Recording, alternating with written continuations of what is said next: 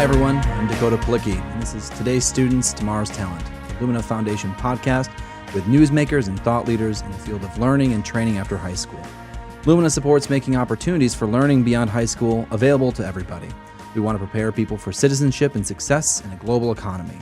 We support an equitable system that is fair, easy to navigate, and meets the nation's needs for talent. Today's Students, Tomorrow's Talent is a podcast featuring the people creating this vision and the change we hope to see. We'll focus on what's going well, what needs to change, and how the country can have the talent we need.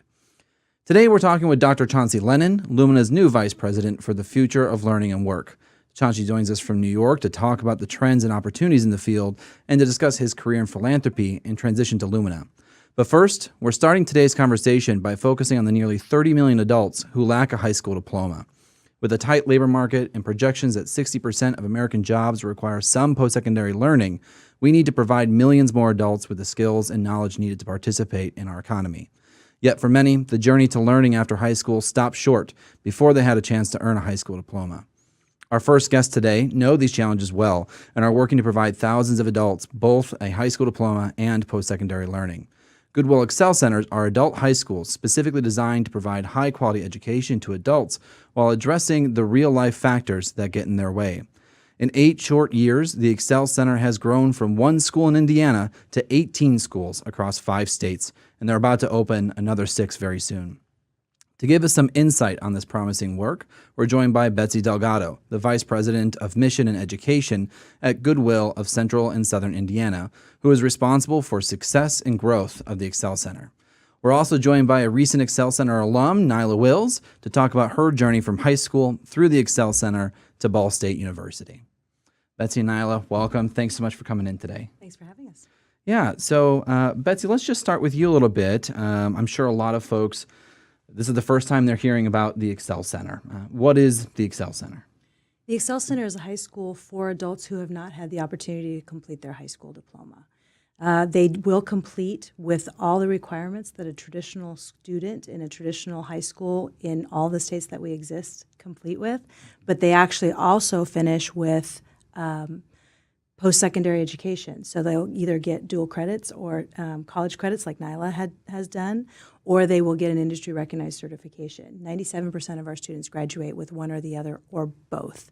So it's an add-on. There's more. And the reason is exactly what you described. When you say, you know, in order for our future workforce or the workforce even of today to be able to compete and to be able to enter the economy, they're going to need these post-secondary academics.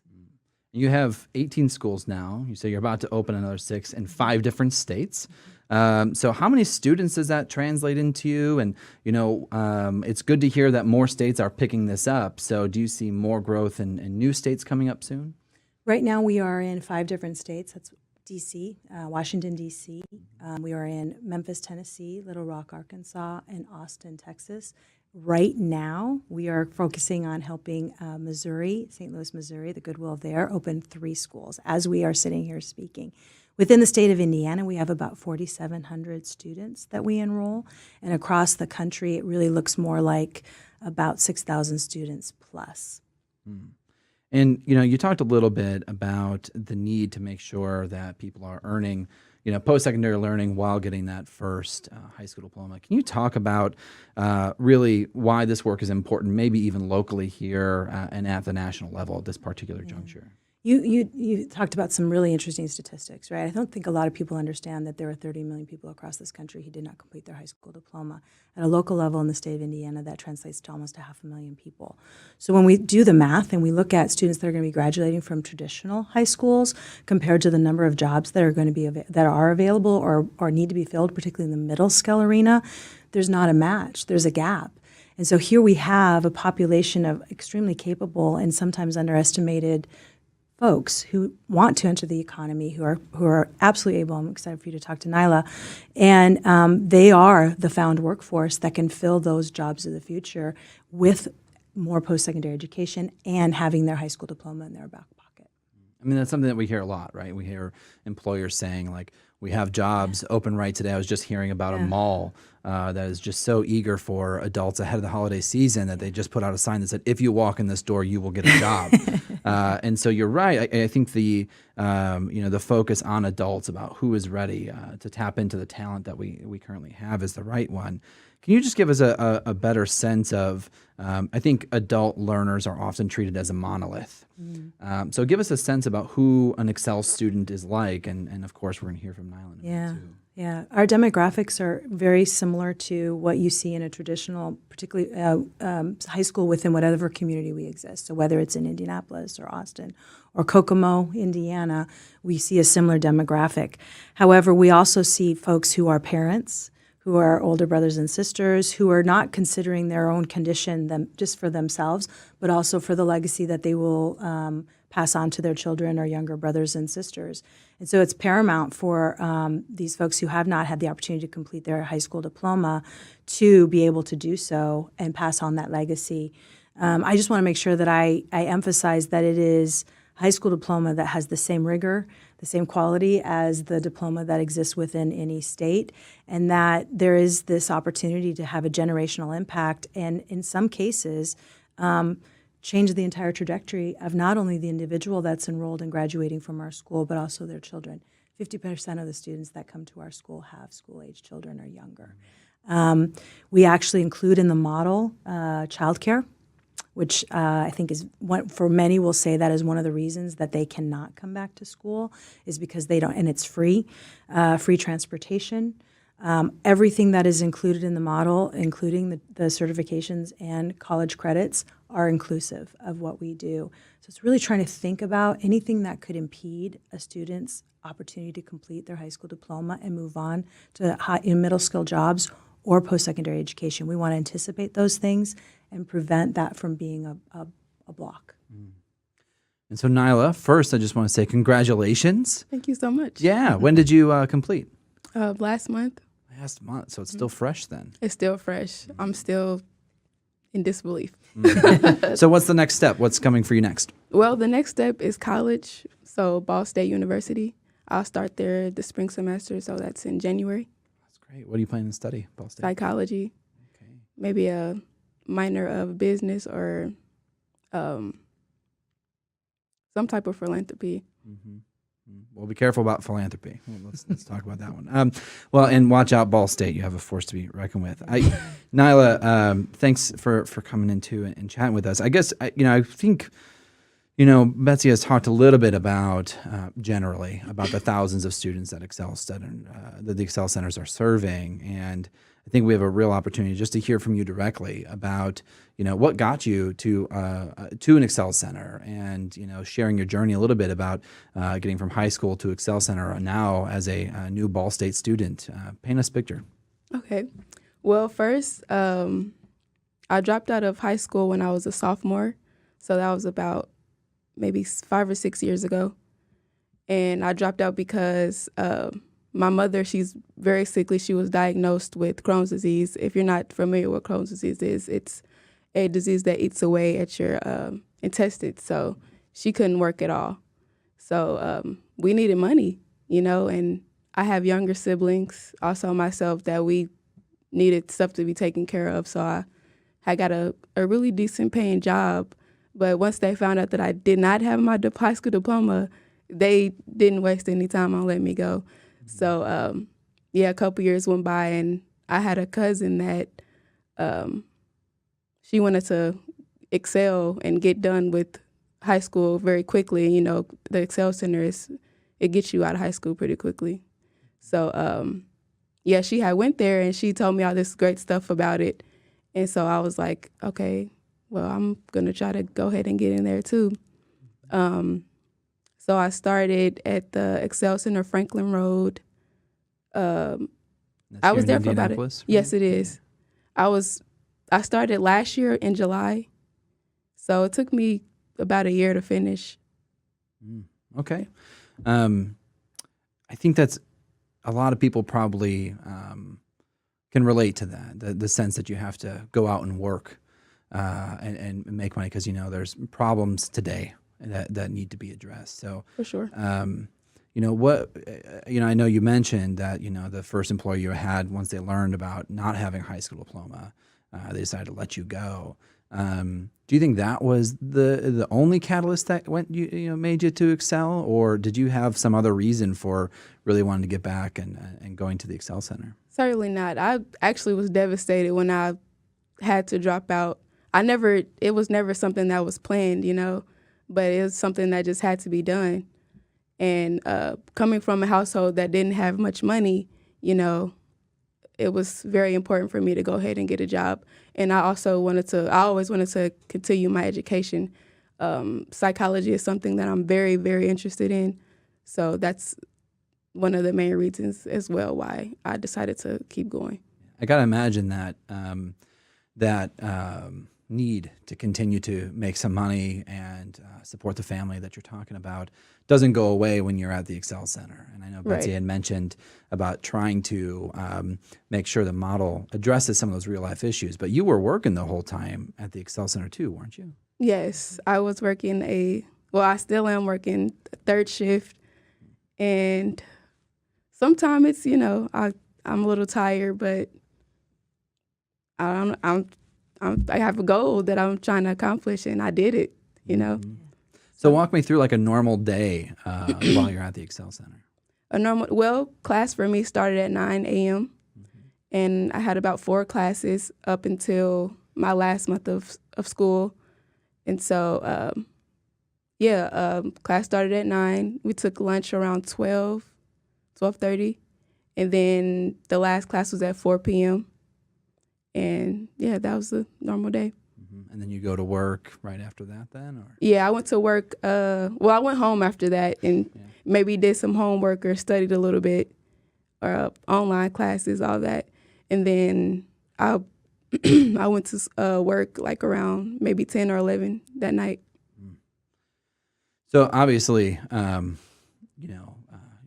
you have a lot of persistence and grit that I think certainly helps you get through. But I have to imagine, too, that there's a lot of Excel Center students that might have a similar kind of work, family priorities. Yeah. What ways do the Excel Center kind of help address some of those things? Yeah, I would agree. I think Nyla is she's Nyla, so she's unique in that. But she's also a typical student. And balancing as an adult all the responsibilities that an adult has, whether it be children or siblings or work or whatever that might be. So we have a variety of things that we include in the model. One is called a life coach, and that is really a person that walks alongside every graduate, every student to help them think about and anticipate things that might impede them from graduating. So, kind of going back to if transportation is needed or childcare or housing or food sources or whatever that might look like. So that's one thing. I think the other thing is we also are engaging with a population that don't always come from families who have had positive experiences of education. And so the coach can be alongside helping with, applications and those kinds of things for school, FAFSA applications, as well as, the certifications and bringing certifications to the table. Nyla did 3 college credit classes, so she's entering college with all those credits that are going to transfer to Ball State. So there's a variety of things that we include in the model to try to anticipate that a student is going to be handling life. We have some students that have to stop out for a term and work. You talked about seasonal employment. Some of our students will stop and work. It feels a little bit more like college and then come right back because they know they want to complete. We have a persistency rate. And so I think all these things, I'll pause for a moment. I think all of these things contribute to the persistency of the students. But I think there's also something that we tap into, particularly with parents and in Nyla's case, someone who has younger siblings, in that sometimes we're motivated as much by the people we love and caring for them as we are with our own motivation. I think that contributes to our persistence. So we hear our parents saying, our older brothers and sisters saying, I want this for my younger brothers and sisters, I want this for my children.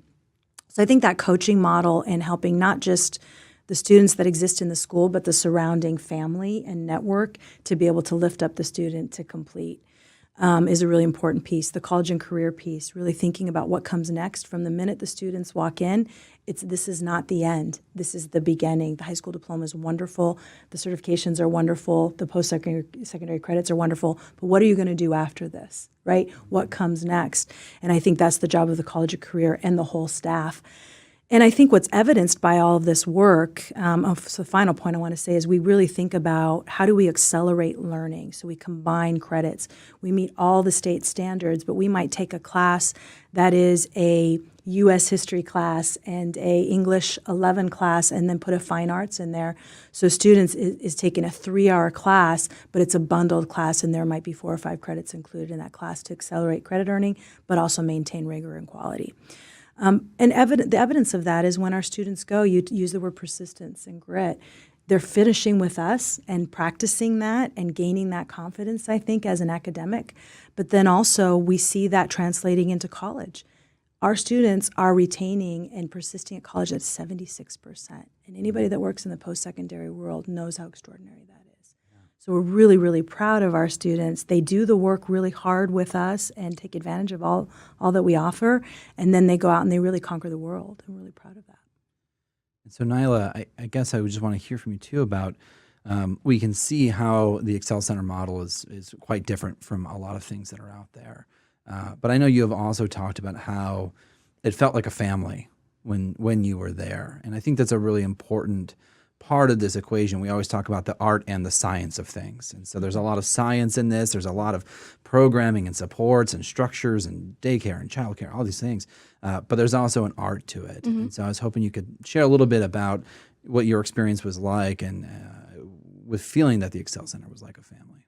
Oh, that's one thing I love to talk about because the Excel Center staff, they are amazing. Like when they interview those people, like they pick the perfect people. When I had first started there, like the teachers would stand outside the classrooms in the morning and they would greet us and ask us, about our weekends and stuff like that. I thought that was pretty amazing because, not a lot of us get that type of attention at home. So I thought that was pretty great. And also, one thing I love about the staff is they introduce us to a lot of new things. Like we take trips like to colleges, and they introduce us to the certifications. Like a lot of us never, heard about being able to get a certification or getting college credits and stuff like that. So I think that's pretty cool. Well, we're going to take a quick break, and I think when we come back, we should pick up on a little bit of those differences, and especially between what the Excel Center is offering versus what a more traditional model of adult basic ed would be like. But we'll be back in just a minute.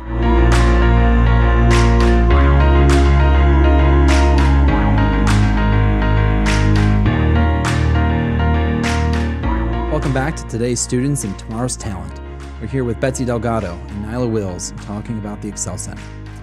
So when we just stopped talking, we were talking a little bit about what makes the Excel Center so different.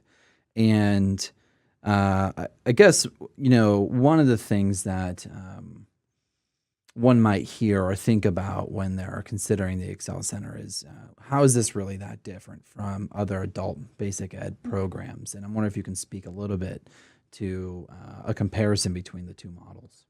Sure. I think that the goal of these schools is to have students really complete something that they feel like they've lost, and to have all the skills and all those tools that they can possibly need to be able to go out and work or go to school or do both, which is what Nyla's going to be doing, right?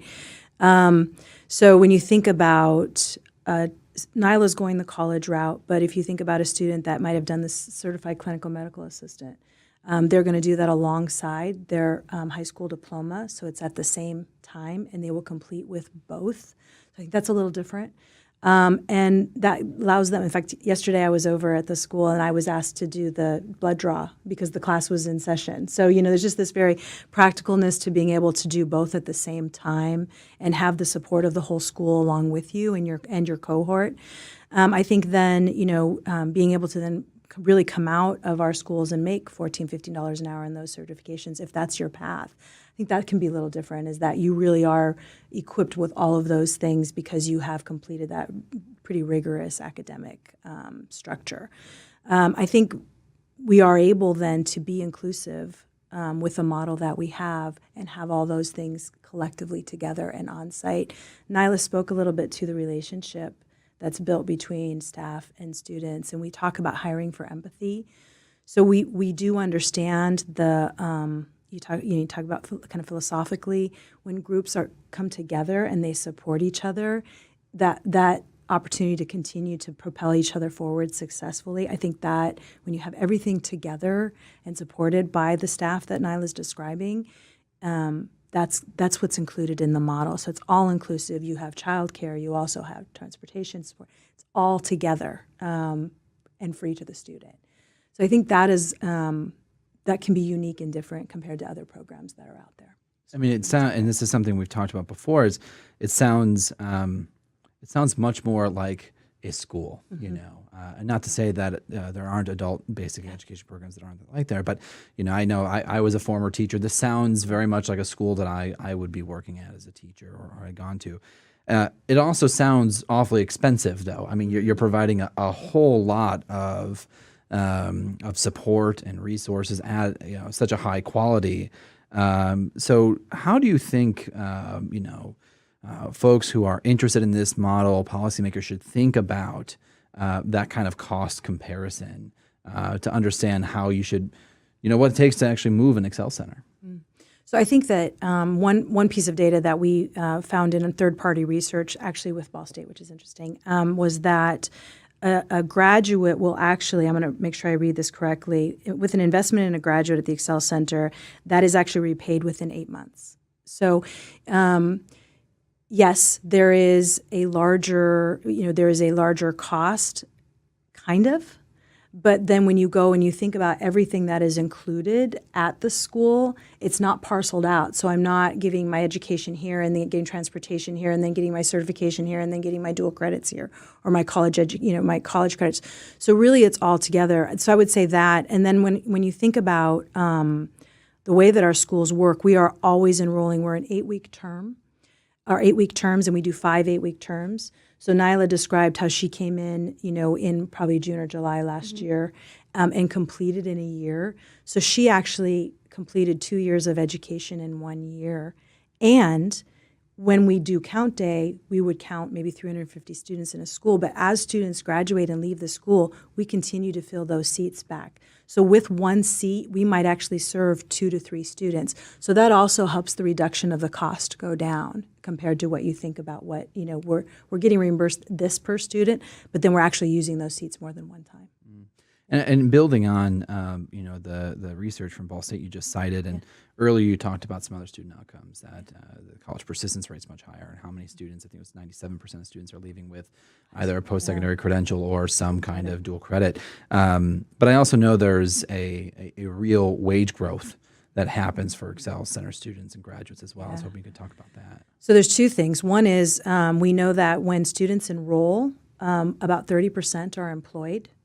And upon graduation, within 6 months, 70% are employed. They also are making within 6 months almost a 50% wage gain. And so I want to make sure, and I can get back to you with the exact data, but we are seeing students who are come to us really not even able to access the economy, not only being able to access the economy, but then, coming off of public assistance, being able to pay taxes and really elevate families in a way, themselves and their families in a way that, maybe wasn't imaginable before they came to our schools. So it sounds like if a community or a state or another Goodwill was interested in doing an Excel Center, that the ROI kind of analysis with this is pretty comprehensive in terms of your funding streams. Yeah, absolutely. I think that you can find it in public assistance, you can find it in taxes, you can find it in unemployment, a variety of places. If a student, literally within 8 months, has returned that investment to the state. One of the other, I think, challenges that we sometimes hear when we talk about adults, and especially adults returning to get a high school diploma, there's this, public narrative out there, right? We're always trying to talk about public narratives on the show and trying to challenge some of them. And one of them is very much of, and I think we've all heard this, is, well, they had their shot, why didn't they just get it done in the first place? And I just wanted to throw that out. How do you respond to that narrative? You want to start, Nyla? Sure. Well, a lot of us dropped out when we were kids. So, and I don't believe that it was much of a choice. I think it was kind of something that we just had to do to take care of things, So I don't know. I guess people only understand from their level of perception from that, you know. Level of experience, maybe, right? Right. You know, I will say this. I've been working with students like Nyla for almost 10, 12 years now. And it is a rare day that I encounter somebody that said, I just didn't want to go to school. I hear more, Nyla's experience is much more typical. We hear about family members becoming sick, sometimes incarceration, sometimes there's a young pregnancy, a variety of reasons why folks, Nyla said, I didn't want to quit, I had to. And that is, anecdotally, that is what we hear way more and understand. And I think that's why our staff love working. It's almost like this just magical thing in re-engaging in folks in this dream that has been lost. And the Excel Center is the way to find, complete that dream, Sure. right? And be able to then move on with my life.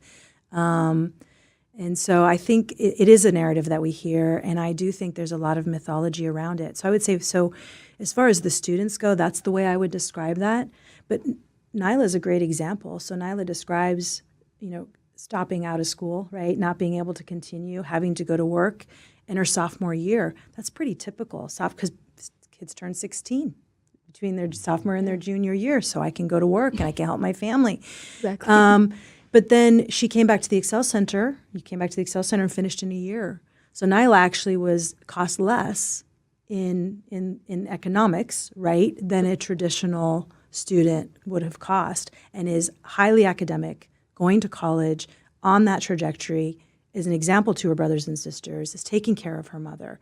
So I think what I would not want to leave out there as a perception is that Nyla is unique.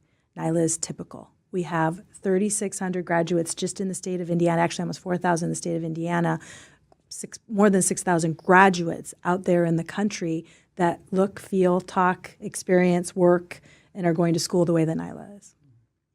Nyla, I know, we talked about you have some siblings. Your cousin kind of went through the Excel Center before you, and I also know that you've talked to other people about the Excel Center. So, do you, when you're talking to folks about this and encouraging them to maybe look at it as an option, do you also talk about this idea that dropping out of high school in the first place wasn't a choice? It's not like you made it deliberately. Does that come up in your conversations? Yeah, I get that question a lot. Like, why didn't I finish in the first place? So, how do you respond typically? Well, I tell them my story. I think my story, it speaks for itself. So, I recall, Nyla, I don't know if when you and I were talking, you talked about your cousin who gave you the example. Like, and you were motivated by that example. She got her farm tech. She's working in Whitestown, Yes. making $14 an hour or more. And so by telling their story, I think our graduates continue to perpetuate this success. Mm-hmm. Yeah. I think one of the other questions, and we touched on this a little bit, but maybe just a little bit more directly, is the sense of quality. So there might be someone out there who hears, wait a minute, you went to school for 1 year and you get not only 2 years of high school, got a diploma, and you have a number of dual credits that are getting transferred into Ball State. Like that must be lower quality. And so you're laughing. Like, why is that? What do you respond to that? Yeah. well, I'm sorry. That's okay. What, I mean, I'll jump in real quickly if you want. You want me to jump in where you think about it? Because yours was the experience. So, because I think you're laughing because it's really hard, right? It was really hard because at the same time I'm juggling a full-time job, and I have to do homework every night. I have to study every night. I have online classes, and I have to take care of some of my siblings sometime, and my mother as well. So sometimes I'm just like, oh my goodness, I can't do this.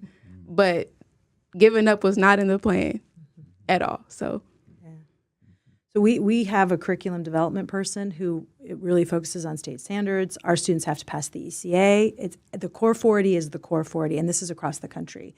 This is a high school diploma that matches the same diploma that anybody in any of these states, their traditional school, is getting.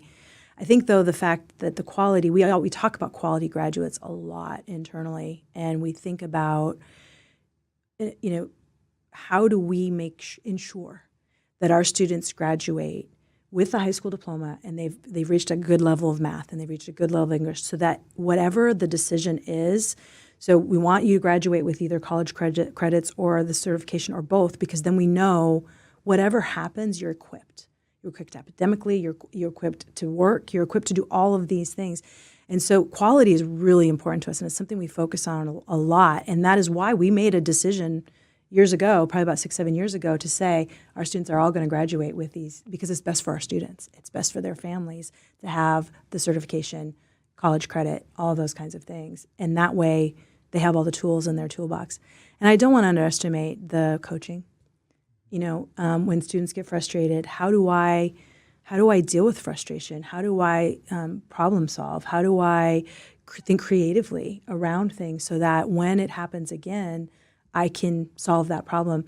My best story about this is we have a student who came to us. She graduated and was on work experience and was through her college. And so she came to us and she had tried to enroll in her second semester late, like the last day. And the counselor had said, none of the classes you need are available.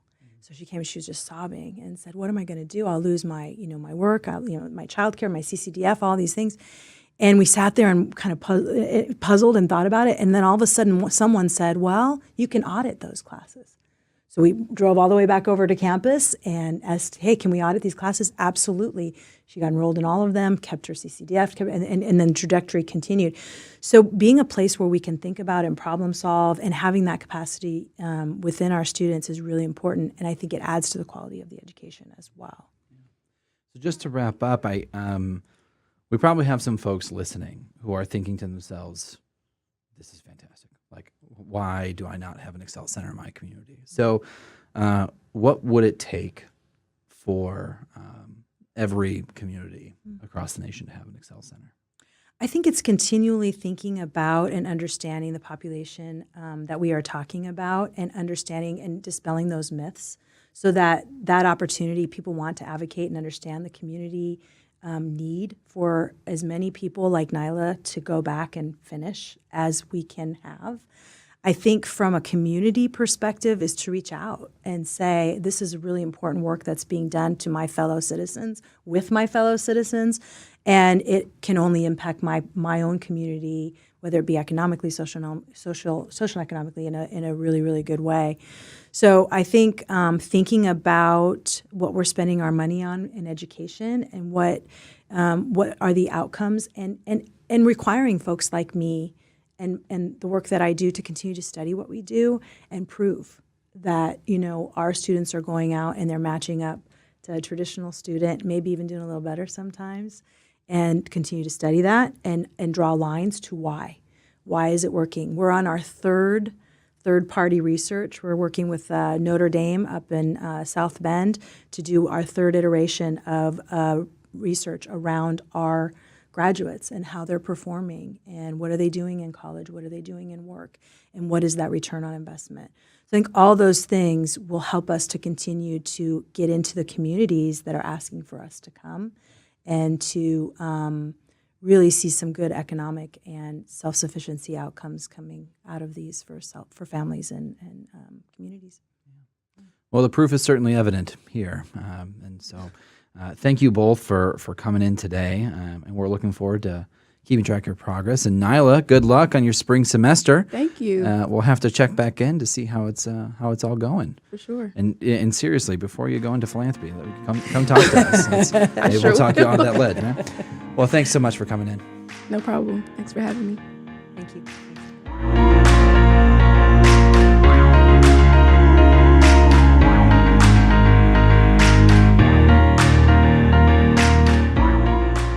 Our next guest is a new face at Lumina, but well known in the workforce and philanthropy.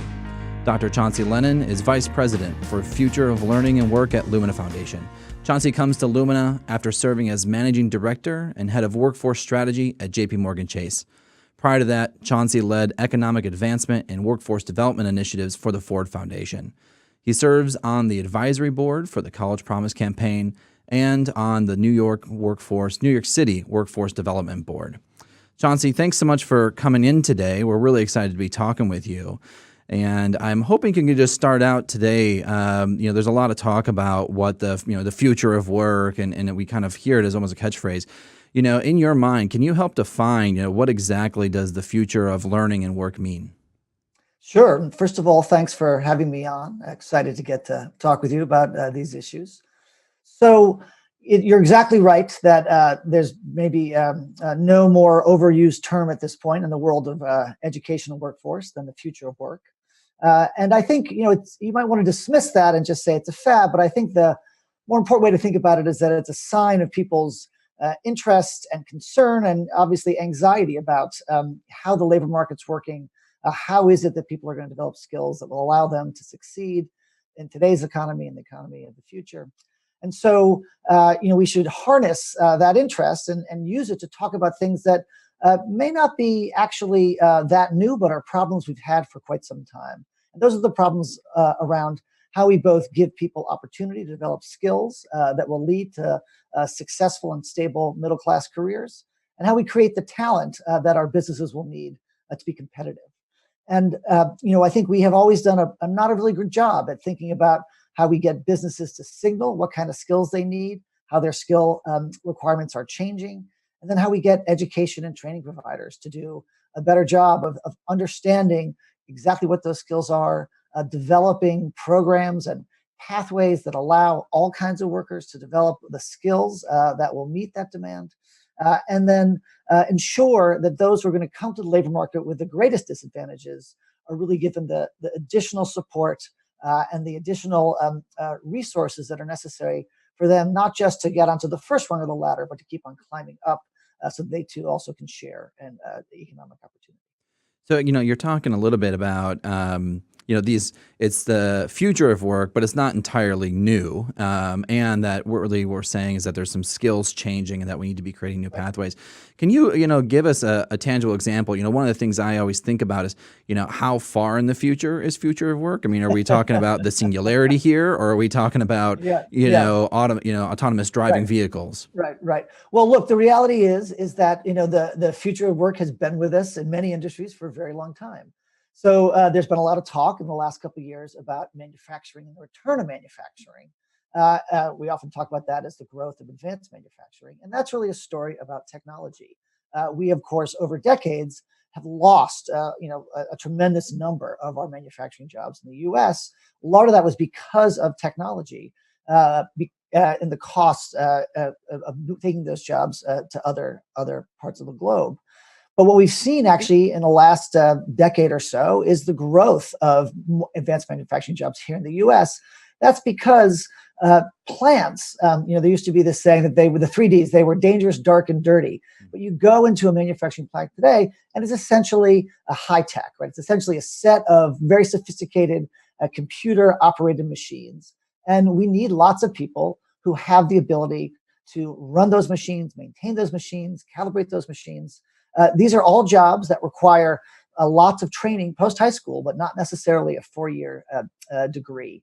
And so we can see here how, as the industry shifts in the U.S., we will continue to have jobs in these industries that were once the really bulwark of our labor market, but they will be fewer of them, and they will require more skills. And so part of what the cycle is to help people understand that if you want to stay in these industries, you're going to have to prepare in a different way than you did in the past. So within that, coming here to Lumina, I guess I'm curious to unpack a bit more. What do you see as some of the real promising opportunities that we can be doing to prepare the workforce for this future learning of work that we're talking about? Sure. So, I think Lumina has so many strengths. One of them is its interest in communications and framing issues. I think the future of work is a really good example of how, term gets very broad and people sort of attach a whole set of ideas and concerns to it. I think we have an opportunity to really help people understand, what really is happening in the labor market, what changes are there and that they should be thinking about, and what should we be doing? What kind of data and information should we be sharing with people, both businesses, education training providers, and job seekers? what kind of institutions, what kind of pathways should we be building, so that as these changes are there, they will continue to ramp up. I think part of the future work is that the pace of change it seems to be increasing, but we need to have a commensurate investment in the kinds of resources that will help people manage the kinds of risks that they'll face that they hadn't faced before. I know, I'm kind of newish to philanthropy. I've only been with Lumina just under 2 years and never worked in philanthropy before. When I think about philanthropy in my prior lives as a practitioner, I never really thought of philanthropy as kind of helping to manage or mitigate or hedge risk in the way that you're talking about. So can you talk a little bit about maybe some of the things that you think philanthropy can do specifically to help hedge that risk beyond grant making, which is, I think for a lot of folks is what comes to mind when they think of philanthropy? Sure. So, I am definitely of the school that sees, one of the best uses of philanthropy as thinking about that as the source of R&D resources for systems change. So many of the systems, so many of the government systems we have, they are, the dollars they have are often really tied up in sort of funding the current model, whether that's seats in a classroom or whatever that service is providing. But just investing in how you do business today is not a great way to run a business. You've got to think about how it is you grow and adapt and refine your business for the changing world around you. This is just at the highest level, the way to describe the situation we're in is that the economy has changed, but so many of the workforce and education policies and programs we have are for an economy that's 50 years old. We need to think about how we adapt and change and transform those systems to meet the realities of today's economy. But we don't have a lot of resources. Certainly, we don't have a lot of government resources that are out there to support and fund that kind of R&D work. And that's really, in my mind, what smart philanthropy is about, is this R&D on systems change. Well, I speak for the foundation in saying we're really glad to have you on board. I think, you're going to be a wonderful addition to our executive team. And, you've had a really successful career already. Not that you ever need me to tell you that. But, you've been with JP Morgan Chase and Ford Foundation. I guess, what are you hoping to bring to Lumina? That's a good question. I mean, I can certainly say that, for me, what Lumina, there's so many attractive things about Lumina. One is that there is this, focus on postsecondary attainment that gives a real clarity to all the work that's being done. The sort of substance of what you do is, I think, in some ways the critical issue to building these new policies and programs that will really help both job seekers, workers, employers manage these changes that we're seeing. I think there's also, a kind of structural thing. A few foundations are kind of as focused and as rigorous about defining the problem they want to solve and thinking about how their investments actually contribute to moving the needle on these issues. And of course, I think I've had a chance over the years to work with so many of the Lumina team, and it's exciting to get to be part of the work they're doing. That's sort of ducking your question. I hope to contribute to all of those. I think I hope my experience will help to sort of build out what has already been such a successful approach to making change. Well, I know we're lucky to have you, and I'm hopeful that once we get some more work going on, especially as we enter the next couple of years, you might come back on and revisit and tell us when we do get to that future of learning and work with you. All right, I'd be happy to do that. All right. Well, thank you, Chauncy, for joining us from New York City today. Appreciate the time. All right. Take care. Have a good one. That's all we have time for today. Thanks for joining us for this episode of Today's Students, Tomorrow's Talent. If you have a comment or an idea for a future show, reach us at luminafoundation.org or reach me on Twitter @DakotaPolicki. Thanks for joining us.